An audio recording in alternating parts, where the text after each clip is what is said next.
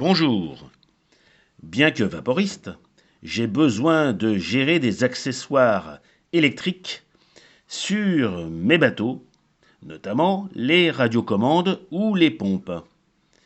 Ces éléments ont besoin de courant et pas forcément à la même tension.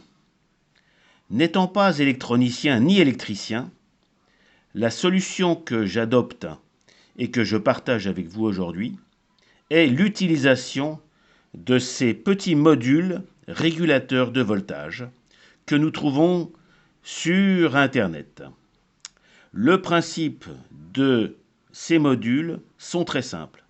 Vous avez une entrée, donc une alimentation en entrée, avec un voltage précis, et vous allez obtenir en sortie une alimentation pour vos accessoires à la tension que vous désirez.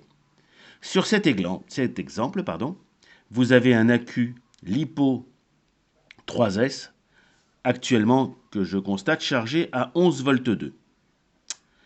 Je précise tout de suite que ces éléments laissent a priori la possibilité de gérer des courants jusqu'à 3 ampères environ, 3 ou 5 ampères. En tout cas, ce ne sont pas des éléments de puissance, je le précise tout de suite. Comme vous le voyez, je vois 11 volts 2, c'est mon élément entrée. Combien j'ai en sortie? J'appuie sur le petit bouton du haut, hop, et je vois que j'ai 7 volts 4. Ces 7 volts 4 ne me conviennent pas, pas de souci. Vous avez ici un petit bouton plus et un petit bouton moins. Voilà, j'ai suis repassé à 6,96. Cette tension me convient, elle est automatiquement enregistrée. Je souhaite maintenant couper le courant, pas de souci, j'ai un petit bouton off ici, pof. Alors le courant se coupe de manière, comme vous le constatez,